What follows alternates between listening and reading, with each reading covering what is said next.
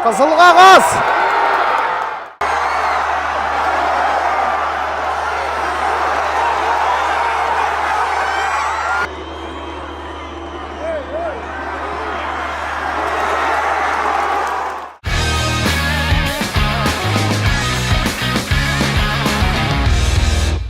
Сәлем достар, сіздермен Әлем Лайв шеруін жүргіз Сәлімжан Тасболатұлы. Қайтадан Алматының орталық стадионы Чемпиондар лигасы 3-ші тур Қайрат Павловс арасындағы ойын.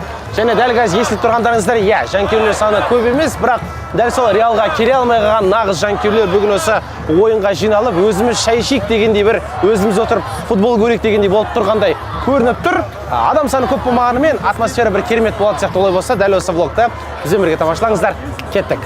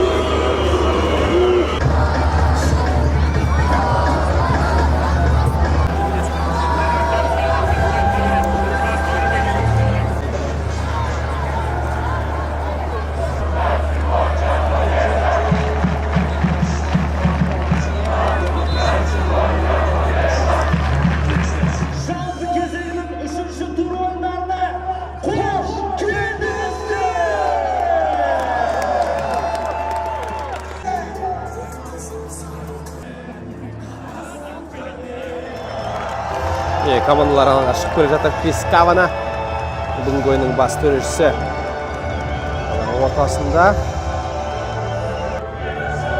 Пафостың ойыншылар бүгін ақ жейдемен, Қайрат әдеттегідей сары қара жейдемен ойнай көрсетті. Темірлан Анарбеков негізгі құрамға қайтадан оралғанда көріп отырсыздар.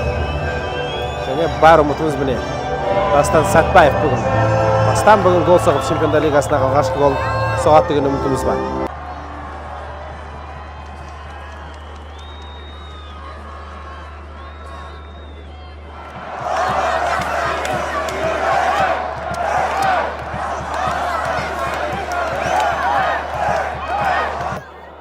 Дәл сол Реалға қарсы дайындалған дүние бар еді ғой, қазір артқа қарай пас беріп бірден алдыға қарай бәрі жүгіретін, соны жасауға дайын тұрған сияқты біздің жігіттер. Міне қазір төрешінің сықырын ғана күттір, Офре әрі топта артқа қарай Мартинович қасырады. Мартиновичтің әуелеткен пасын көреміз қазір. Міне Мартинович тоқтатты, міне тиекті алдыға қарай, және бұл жолы да қауіп тумады. Өткен жолы Реалға қарсы біз қақпаға соққы бағыттаған едік, ал бұл жолы қақпашының аяғына келді. Давид Луиз міне.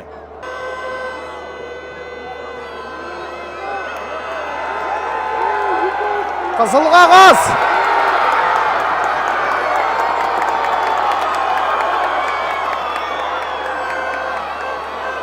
Ал Луис Матан бұл жерде қал жағдай қиын екенде көріп отырмыз. Крис Кавана көп ойланбастан қызыл қағазды көрсетті Пафос ойыншысына. Және міне 77-ші нөмірлі Корея алаңынан кетіп бара жатыр. Оң қапталдағы вингер Пафостың алғашқы ойын жүйесі, яғни А жүйесі қазіргі таңда істен шықты. Ал Мата міне барлығы дұрыс дейді. Барлығы дұрыс, әрі қарай ойын жалғастырам деп тұр.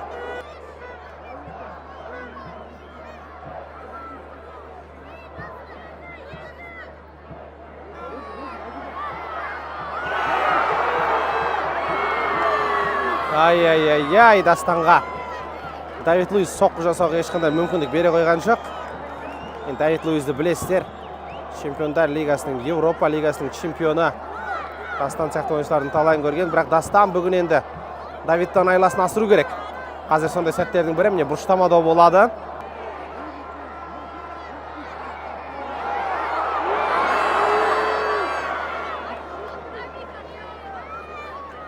Алғашқы керемет бір соққы бағыттайтын мүмкіндік болған еді, оны бағыттатты Громыко. Ешкімнің аяғына тимей, бұл доп аспанға қарай кеткенде көрдік.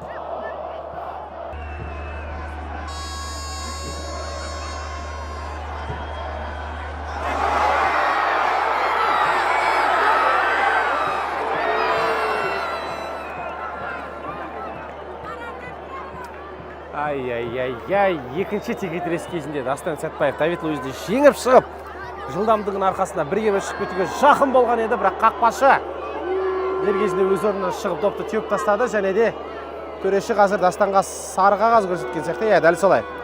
Дастан Сәтбаев қақпашыға қарсы ойын тәртібін бұзған үшін сары қағаз алып үлгерді.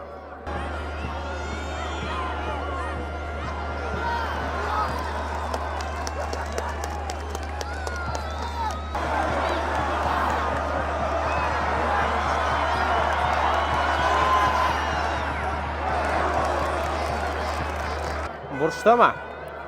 Крискавадан шешімі дәл осындай. Әлі де көрсетті бұрыштама доп екенін. Және Мата міне, осы бұрыштаманы алып келген жігіт. Біздің жігіттерге гол соғатын мүмкіндік келді міне. 25 минут. Допқа иелік ету 65-те 35 Қайраттың пайдасына.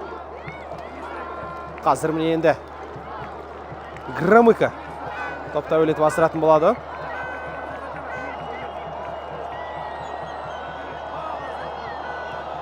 Громыконың асырған пасы, және қайтадан Давид Луис.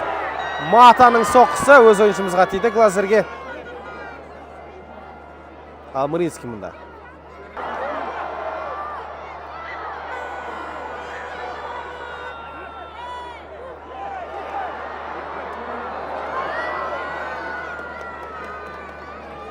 Мүмкіндік жоқ емес бар жігіттерде, бірақ аздап бір асқысып қойып жатыр. Тым ертерек тезетіп гол соққысы келіп жатыр.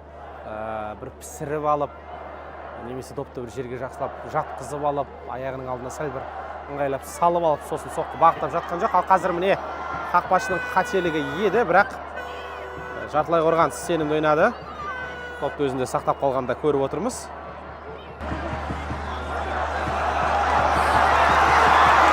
Громыко солға қарай, Жоржиньо қайтадан! Ай-яй-яй! Жоржиньо міне жаңа ғана пісірмей жатыр деген еді, енді қатты пісіргісі келіп кетті.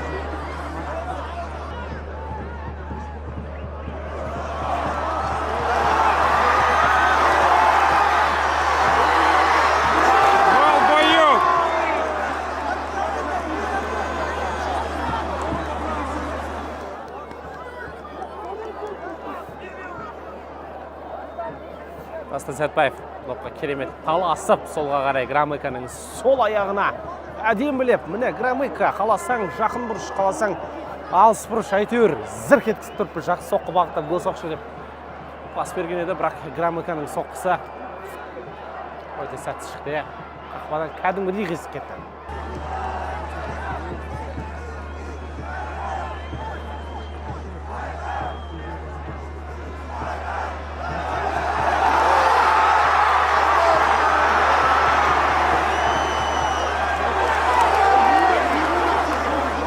Пафос жамбақ түгіліп, Пафос өртеніп атыр қазір, бірақ міне қауіпті шабуыл болып кетуі мүмкін.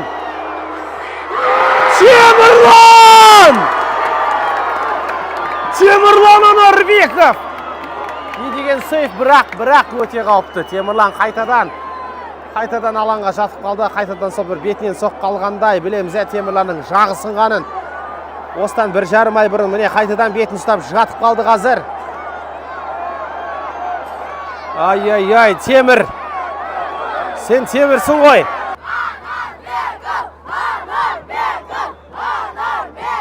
Не, балалардың қалай қолдап жатқанда көріп Темірлан, және Темірлан орнынан көтерілді.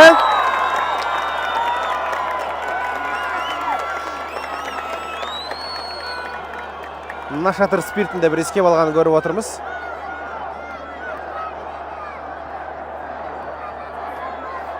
Бұл жерде Темірланды бәріміз мақтап керемет деп отырмыз, бірақ шабуыл шығып кеткенде көрдіңіздер. Бір қарымта шабуыл өте абай болу керек осындай сәттерде.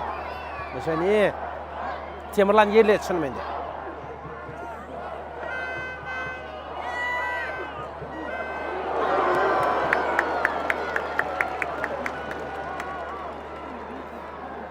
Шынымен де осындай бір соққы күтіліп тұрған еді. Себебі орталық қорғаушыларды көріп отырсыздар, қазір жартылай қорғаушы болып жоғары қарай өте көтеріліп соққы шабуылға араласып жатқан, және бұндай кезде соққы бағыттау керек әрине. Сорокин соққы бағыттады, бірақ қақпадан бет кетті.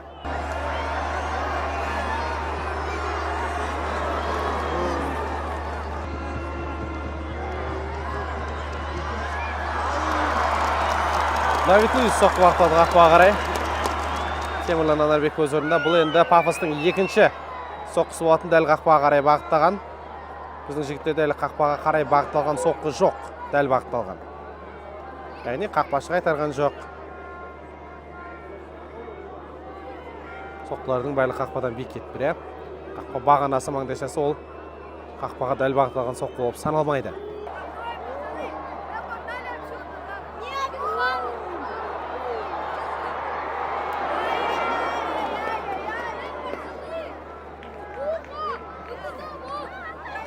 Тағы бір мүмкіндік, ортадан ешкім табылмады. Дәл осы бос қақпаға соққы бағыттайтын қорғаушы шарт бастағанда көріп отырмыз. Бірінші тайм соңы қазір 45 минут басталып кетті. Және Мата. Ауттан Хосты. Қайтадан сары киіммен Мартинович. Офри Аррат. Глазерге.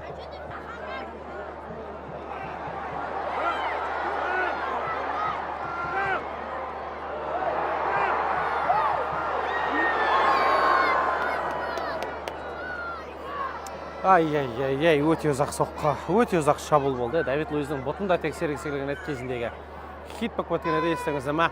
Давид Луистің қателеспесем Барселонаның ойыншысы пассажда ойнап жүрген кезде бұтына тексерген болатын. Сол кезде кәдімгідей екі аяқтың ортасына бір тор қойып алу керек дегенде мойнымда шығып кеткен еді. Бірақ Громыкаға бұлай өтуіне, пас беруіне ешқандай мүмкіндік берген жоқ.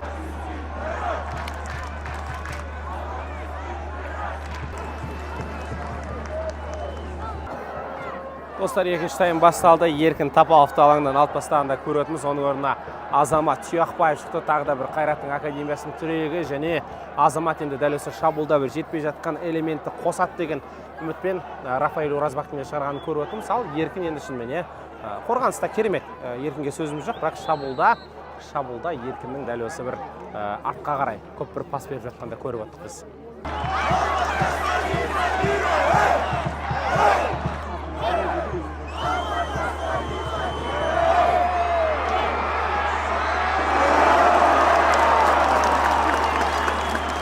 Ай-яй-яй-яй-яй, бос қақпадан Мартинович алып шықты қазір допты.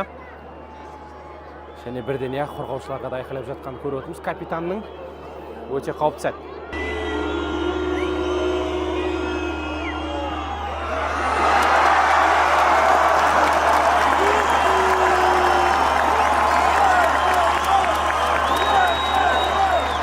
Давид Луис тағы да бір соққы бағыттады, бірақ Темірлан Анарбек өз орнында қайтарып, Темірлан енді қорғаушыларға бір сөгіс шәрілеп атқанда көріп отырмыз. Ал қазір біздің жігіттердің шабуылы, бірақ тағы да пас қатты шығып кетті.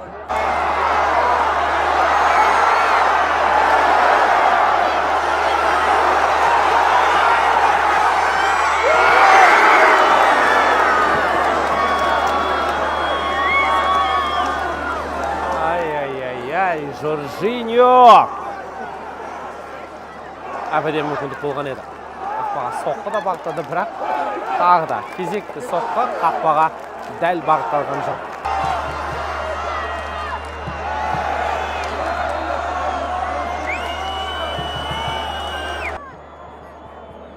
Глазер кетеді алаңнан қазір, оның орнына Здария шығатынды көріп отырмыз.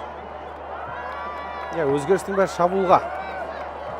шабуылға арналып жасалып жатыр қазір.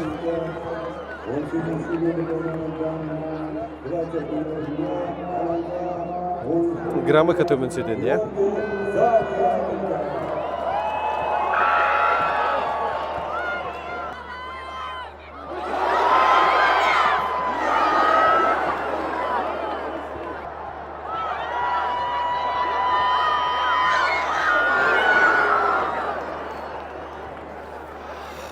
Тура сол бірінші тайм жалғасып жатыр қазір. Шабуылдар толассыз, бірақ соққы жоқ әлі. Не соққы болмаса гол болмайтынды біліп отырмыз. Бірақ Пафостың айбалаң ішіне 10 ойыншы болып жатып қорғанып жатқанда көріп отырмыз. Біздің жігіттерге бір еркінсуге еш мүмкіндік бермей тұр.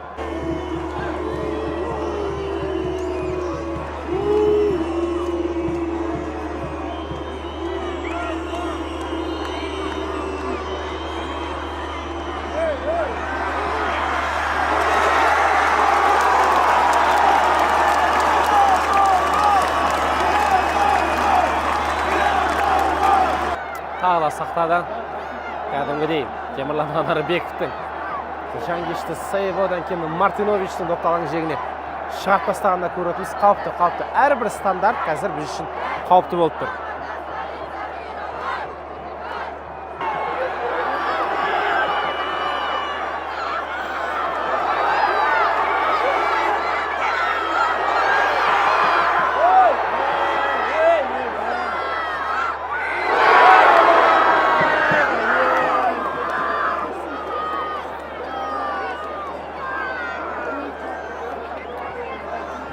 Громыко да соққы бағыттауға болатын еді. Бастан да соққы бағыттауға болатын еді. Барлығы бір-біріне пас берді. Ақыр соңында Зарияның соққысы.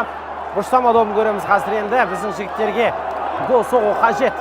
Жеңіске жете аламыз бүгін. Күшімізде бар жеңіске жететін. Қазір міне Громыко келе жатыр. Бұрыштама добын тамашалаймыз.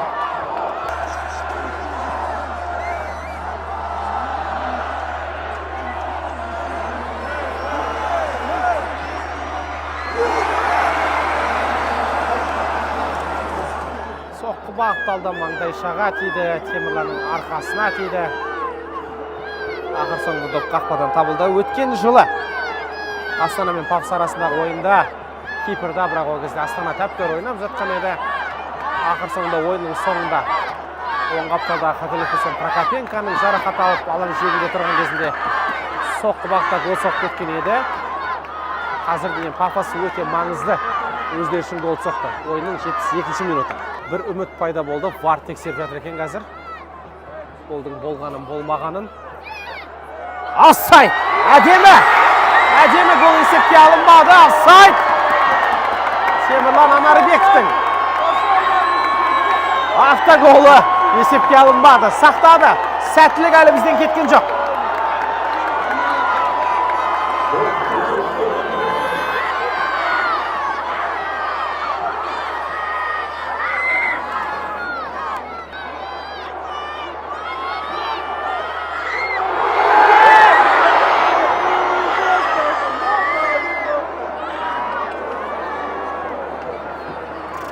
Офри Араттың соққысын көрдіңіздер. 2-1 қақпа бағана тиді қазір Тияқбаев.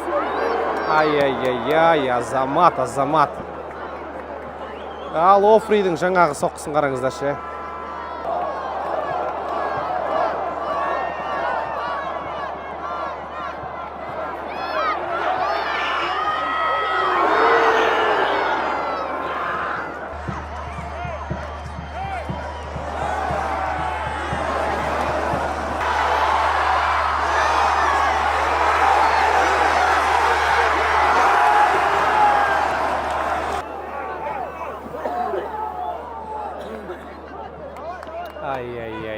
Ай, дастан.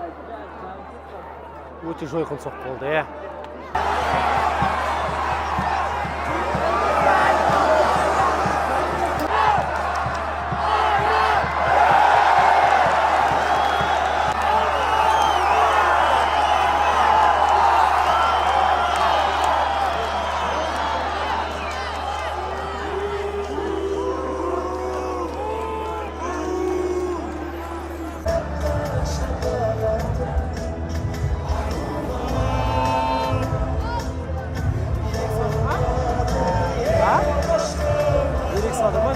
Походу.